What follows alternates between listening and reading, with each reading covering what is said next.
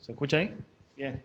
Bueno, al título de lo que quiero compartir hoy, que Dios mediante lo va a estar compartiendo el Espíritu Santo con cada uno de nosotros, porque esa es la cualidad del Espíritu Santo, que nos habla individualmente, a vos y a mí, y podemos aplicar la palabra del Señor gracias a Él. No es lo que yo diga, sino que entre las cosas que yo diga, podamos escuchar algo de la voz del Señor. ¿Sí? Bien. Al título que le puse son Las Tres Cruces. Las Tres Cruces. Y acá hay un barrio en Montevideo que se llama Tres Cruces. Muy bien. ¿Y saben que ese barrio, por qué se llama Tres Cruces? Yo estuve investigando por qué se llama Tres Cruces. Dice que era Tres Cruces, a ver, porque hubo tres asesinatos en ese lugar y alguien puso Tres Cruces. La cara de Mica fue como... Y alguien puso Tres Cruces. Después otra versión es que Tres Cruces, que allá me lo creo que decía, porque es un cruce de caminos. ¿Qué caminos se cruzan ahí? Boulevard 18 y Avenida Italia. Ahí está, que tienen otros nombres en esa época. Y 8 de octubre, sí.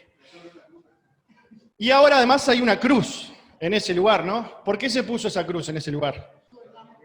El Papa, ¿qué Papa? Juan Pablo II, ahí está. Pero ese nombre es viejazo, porque te acordás del Congreso de las Tres Cruces.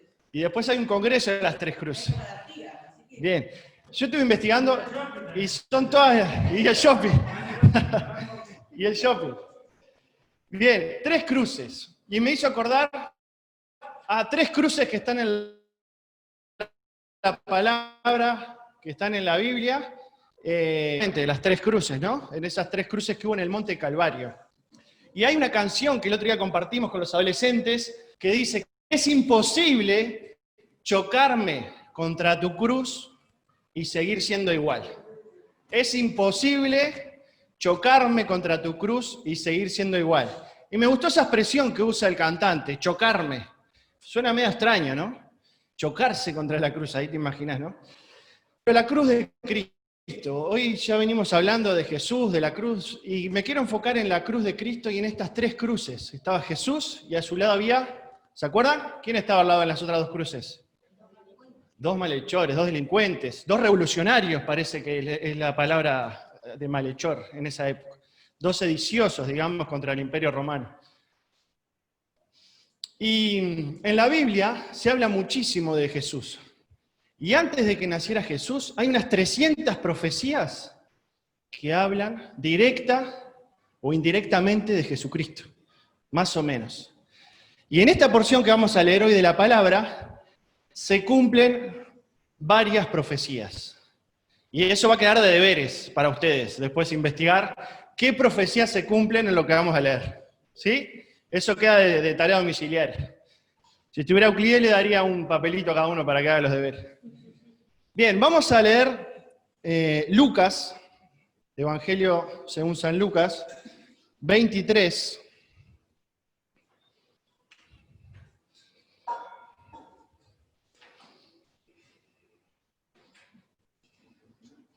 Que nos narra,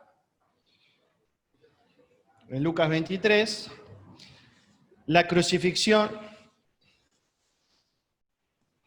de Jesús y de estos dos malhechores. ¿Sí? Lucas 23, versículo 26 al 56. Capaz si uno tiene la página, ¿la podría decir en esa, por favor? En Reina Valera. 1530. 1530, página 1530. Muy bien. Está 831. Muy bien. Empezamos. Lucas 23, versículo 26. Vamos a esperar que todos lo encuentren. En sus casas también. Les voy a pedir que tengan la Biblia a mano en sus casas porque vamos a espadear, como dice Melba, con la Biblia hoy. Vamos a andar con la espada para adelante y para atrás. Así que prepárense. Lucas 23, versículo 26, ya lo tenemos todos, muchas gracias. Capaz Belén se puede quedar ahí para ayudar para otros versículos después. Y dice, y llevándole, tomaron a cierto Simón de Cirene, que venía del campo, y le pusieron encima la cruz para que la llevase tras Jesús. Y le seguía gran multitud del pueblo y de mujeres que lloraban y hacían lamentación por él. Las lloronas, el oficio de ser llorona en los funerales. Pero Jesús, vuelto hacia ellas, les dijo: hijas de Jerusalén, no lloréis por mí, sino llorad por vosotras mismas y por vuestros hijos. Porque aquí vendrán días en que dirán: bienaventuradas las estériles y los vientres que no concibieron y los pechos que no criaron. Entonces comenzaron a decir a los montes: caed sobre nosotros, y a los collados, cubridnos. Esa es una cita que hace Jesús de Oseas y de Apocalipsis. Una cita para más adelante, ¿no? Dice en el 31, porque si en el árbol verde hacen estas cosas, en el seco, ¿qué no se harán? Eso es un dicho judío, que no lo vamos a explicar hoy, pero es un dicho popular. Llevaban también con él a otros dos, que eran malhechores, revolucionarios, ladrones, no sé, la palabra, hay varias palabras. Uno a la derecha y otro a la izquierda. Y Jesús decía: Padre, perdónalos, porque no saben lo que hacen. Y repartieron entre sí sus vestidos, echando suertes. Y el pueblo estaba mirando, y aún los gobernantes se burlaban de él, diciendo: a otro salvó, sálvese a sí mismo. Si este es el Cristo, el escogido de Dios. Los soldados también le escarnecían acercándose y presentándole vinagre, y diciendo: si tú eres el rey de los judíos, sálvate a ti mismo. Había también sobre él un título escrito con letras griegas, latinas y hebreas: este es el rey de los judíos. Y uno de los malhechores que estaban colgados le injuriaba, diciendo: si tú eres el Cristo, sálvate a ti mismo y a nosotros. Respondiendo el otro, le reprendió diciendo: ¿ni aún temes tú a Dios estando en la misma condenación? Nosotros, a la verdad, justamente padecemos, porque recibimos lo que merecieron nuestros hechos, mas este ningún mal hizo. Verso 42. Y dijo a Jesús: acuérdate de mí cuando vengas en tu reino. Entonces Jesús le dijo: de cierto te digo que hoy estarás conmigo, ¿en dónde? En el paraíso. Una de las dos veces que se nombra paraíso en el Nuevo Testamento. Es el cielo, ¿no? Cuando era como la hora sexta, hubo tinieblas sobre toda la tierra hasta la hora novena. Y el sol se oscureció y el velo del templo se rasgó por la mitad. Entonces Jesús, clamando a gran voz, dijo: Padre, en tus manos encomiendo mi espíritu. Y habiendo dicho esto, expiró. Cuando el centurión vio lo que había acontecido, dio gloria a Dios diciendo: verdaderamente este hombre era justo. Y toda la multitud de los que estaban presentes en este espectáculo, viendo lo que había acontecido, se volvían golpeándose el pecho. Pero todos sus conocidos y las mujeres que le habían seguido desde Galilea estaban lejos mirando estas cosas. Este relato se rescata por tres escritores, por Mateo, por Marcos, bueno, por Lucas y por Juan, por los cuatro. Los cuatro evangelios nombran esto, ¿no? Y Lucas les da algunos enfoques específicos que los otros evangelios no le dan, ¿no? Porque la historia llegaba de distintas maneras. Por ejemplo, si Fernando me cuenta una historia de lo que pasó hoy, va a tener una visión. Si Norma me dice lo que pasó hoy acá, va a tener otra visión. Y así también se iba construyendo, ¿no? El relato, con varias fuentes. Y la fuente de Lucas, me quiero centrar en los dos malhechores hoy, en las dos personas que estaban al lado de Jesús. Verso 32. Llevaban también con él a otros dos que eran malhechores para ser muertos. Y aquí le voy a decir solo la única profecía que se cumple en este texto. En Isaías 53:12 dice: por tanto, yo le daré parte con los grandes y con los fuertes repartirá despojos, por cuanto derramó su vida hasta la muerte y fue contado con los malhechores, pecadores. Habiendo él llevado los pecados de muchos y orado por los transgresores. Acá ya les di una pista, le di la primera resolución de la tarea. El resto la tienen que hacer ustedes, ¿está? Se cumple esa profecía de que iba a ser colgado Jesús con 2 malhechores. Y es interesante ver las 2 actitudes que tienen estos 2 malhechores. Estas 2 personas que están ahí colgadas con Jesús, ¿no? En el verso 39 dice que, y uno de los malhechores que estaban colgados, ¿qué hacía?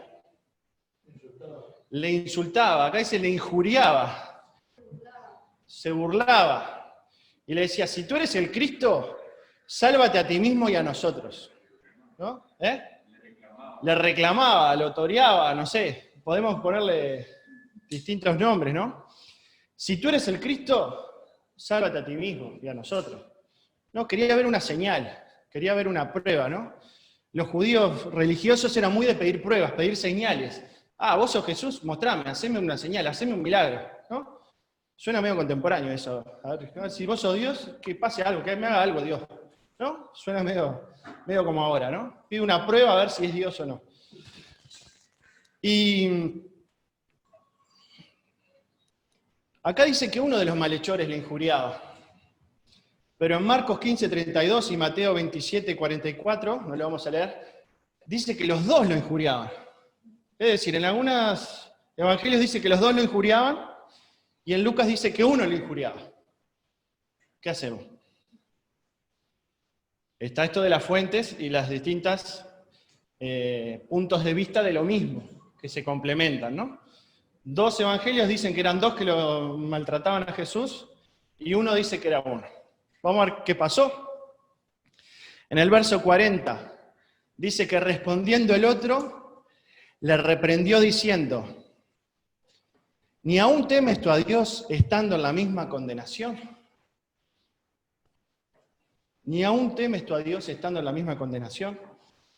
Y me gustan mucho las preguntas que aparecen en la Biblia porque son fuentes para estudiar la Biblia. Cuando aparece una pregunta, está bueno investigar esa pregunta. Emilio Castro tiene un libro que se los recomiendo que es Las preguntas de Dios. Y acá es la pregunta de un ladrón, de un malhechor. Pero las preguntas tienen mucho por detrás. Entonces, uno lo injuriaba, o los 2 lo injuriaban, y el otro le recrimina. ¿Ni aún temes tú a Dios estando en la misma condenación? O sea, su compañero le recriminaba. Y en Romanos 6:23...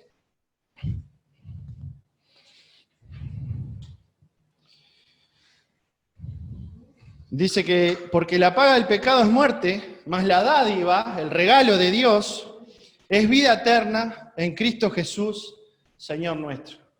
¿No? Ellos, por su concepción de cómo eran, estos 2 malhechores, sabían que lo que habían hecho llevaba a la muerte, ¿no? Porque era la forma de administrar la justicia en ese momento. Y la paga del pecado es muerte, pero el regalo de Dios es vida eterna en Cristo Jesús, Señor nuestro. Verso 42. Y dijo a Jesús, acuérdate de mí cuando vengas en tu reino. Acuérdate de mí cuando vengas en tu reino.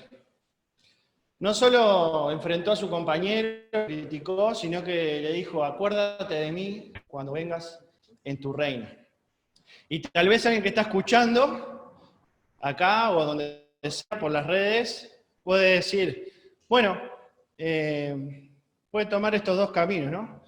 O mostrar, pedir pruebas, o reconocer que somos pecadores, que el pecado nos separa de Dios, pero que tenemos un regalo en Jesús, que es la vida eterna y la salvación. ¿Qué actitud querés tomar? ¿La actitud de pedir pruebas, de criticar, de ser autosuficiente, o la actitud de decir, acordate de mí, te necesito?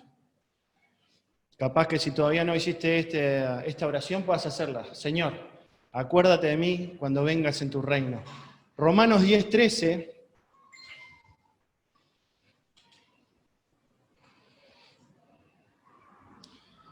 dice que porque todo aquel que invocar el nombre del Señor será salvo. Pero todo aquel que invocar el nombre del Señor será salvo. Esta persona que estaba ahí colgada con Jesús, en ese invocó el nombre del Señor, le dijo, acuérdate de mí, y la Biblia dice que si invocamos el nombre del Señor seremos salvos. Y Jesús le contesta en el verso 43, escuchen nomás, no busquen, no se pierdan buscando. Entonces Jesús le dijo, de cierto te digo que hoy estarás conmigo, ¿en dónde? En el paraíso. Y me encanta la actitud de Jesús, de que en ese momento de agonía, de asfixia, donde la sangre se iba toda hacia el corazón, bueno, donde una agonía tremenda, hasta en ese momento Jesús preocupándose por los demás. Es espectacular. Porque vos decís, bueno, en ese momento Jesús tenía el derecho de estar ocupado en sí mismo, de estar en su oración con Dios, no sé. Pero hasta en ese momento Jesús pensando en los demás. Jesús pensando en los demás. Incluso cuando lo llevan, cuando Jesús está cargando el madero, la parte transversal de la cruz, las mujeres estas que hacen lamentaciones por él, Jesús le dice, no se lamenten por mí. Y les dice una profecía de lo que iba a pasar con la destrucción de Jerusalén. Entonces Jesús en el momento de crucifixión, en su momento más difícil, pensando en la humanidad, pensando en los demás, pensando en la salvación de los demás. Entonces Jesús le dijo, de cierto te digo que hoy estarás conmigo en el paraíso. Y Juan 14:12 nos recuerda otras palabras del Señor Jesús,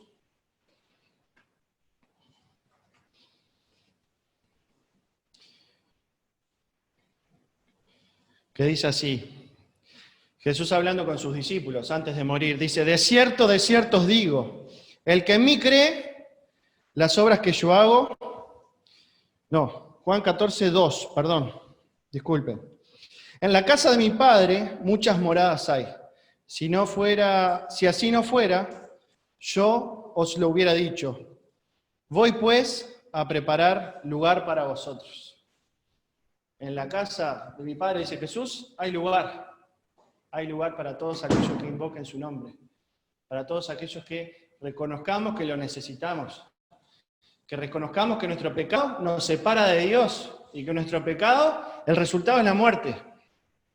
En la casa de Dios hay lugar para todos aquellos que invoquen el nombre de Jesús.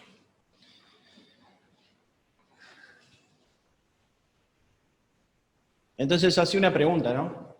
¿Con cuál te identificás vos de los malhechores? ¿O con cuál te gustaría identificarte? La respuesta parece media obvia, ¿no? Pero tal vez, ¿qué pasó en esta diferencia entre que dos lo injuriaban y después otro dice que uno no lo injuriaba? Yo creo que pasaron las dos cosas. Los dos malhechores seguramente habían estado también escuchando el juicio, habían caminado con Jesús, llevando la cruz, habían escuchado las palabras de Jesús hablando con las mujeres que hacían lamentaciones. Y yo creo que ahí uno empezó a maquinar ahí, rápido. Dicen que cuando llega la muerte se piensa bien rápido. Empezó a pensar bien rápido y se dio cuenta de que necesitaba el perdón del Señor. Entonces, ¿con cuál te identificás? ¿Con el que pide señales? ¿Con el que le solicita pruebas? ¿No? ¿O con el otro que dice, no, yo ya no puedo más, reconozco que soy pecador, quiero entregar mi vida a vos? ¿Con cuál te identificás? El ladrón hace un clic, sin duda, hace un clic. De pasar de injuriarlo hace un rato a arrepentirse. Hace un clic en su mente. Tal vez ese clic puede estar en tu vida hoy también. Este ladrón ve su condición de pecador y ve la condición de santo, de inocente de Jesús, y por la fe une las dos cosas. Une su condición y une la condición de Jesús, y por la fe las conecta. Y yo pienso que muchas veces podemos estar en una iglesia, podemos cantar, podemos hacer un montón de cosas que parecen religiosas, buenas, pero no estar en Jesús, sino estar al lado de Jesús. Estas dos personas estaban al lado de Jesús. Habían caminado con Jesús cargando el madero y estaban al lado. Conocían, estaban escuchando. Seguramente de niños aprendieron las Sagradas Escrituras. En esa cruz se acordó de Isaías 53 cuando había estudiado en la sinagoga cuando era niño. Y ahí dijo, mirá, es el siervo sufriente. No sé, son suposiciones. Pero tal vez nosotros hemos ido a la iglesia, hemos conocido, cantamos, sabemos todo, pero estamos ahí al lado de Jesús, ¿no? Lo tenemos ahí a Jesús. Sí, está todo bien con Jesús. Pero no estamos en Jesús. Y la invitación es a estar en Jesús. Que Jesús está en nosotros. Estamos hablando no de una religiosidad, sino de un nuevo nacimiento, nacer de nuevo. Me pasó esta semana que me impactó un adolescente de 15 años, desde niño va a la iglesia. Toda la familia es evangélica. Y el gurí el otro día, haciendo un taller de madera, me dijo, yo ya no creo más en Dios. Bueno, le pregunté, y lo que deduje es que estaba podrido de la religiosidad. Estaba abrumado de la religiosidad de su familia. Y yo dije, qué pecado salado ese, ¿no? Ser un religioso y no ser un verdadero discípulo. Y el otro día en la reunión de oración, una persona de esta iglesia ponía un motivo de oración y decía que como motivo de oración puso, no perdamos la esencia de ser iglesia. No perdamos la esencia de ser iglesia.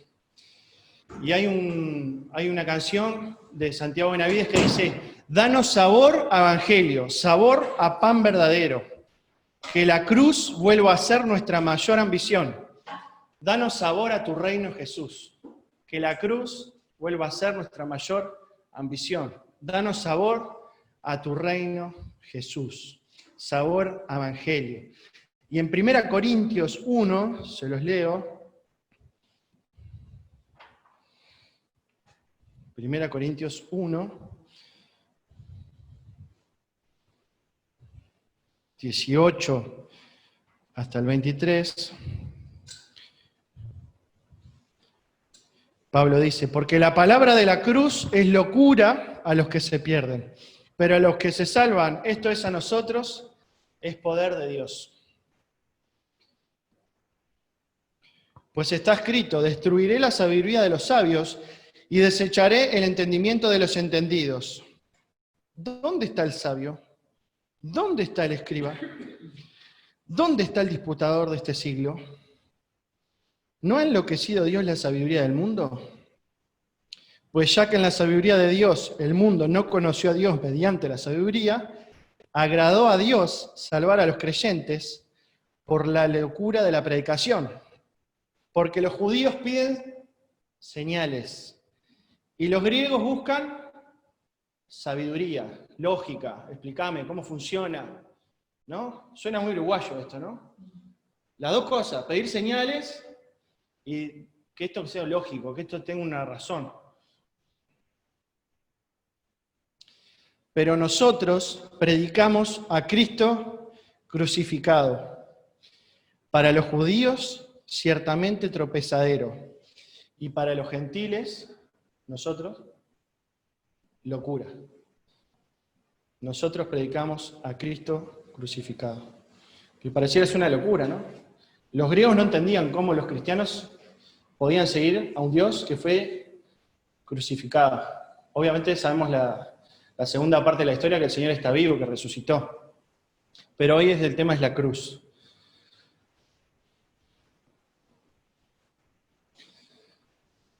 Los judíos piden señales y los otros piden lógica, ¿no? La única señal y sabiduría verdadera es la cruz de Jesús. Hay cosas que no entendemos, pero por la fe las creemos. Y en 2 Corintios 4, 5 al 18 dice lo siguiente.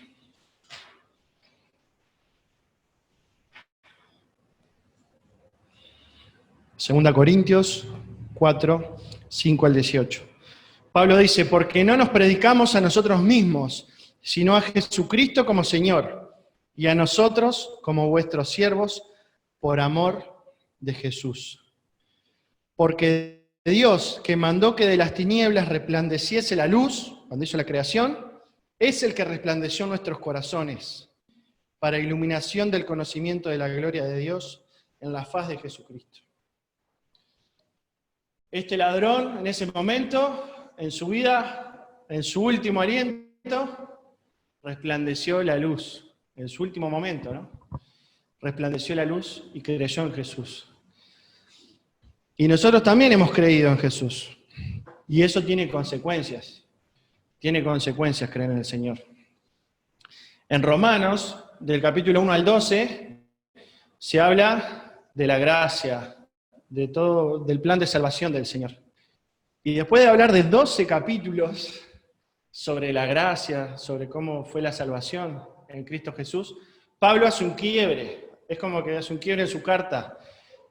Y dice, en Romanos 12, así que, hermanos, os ruego por la misericordia de Dios que presentéis vuestros cuerpos en sacrificio, ¿qué?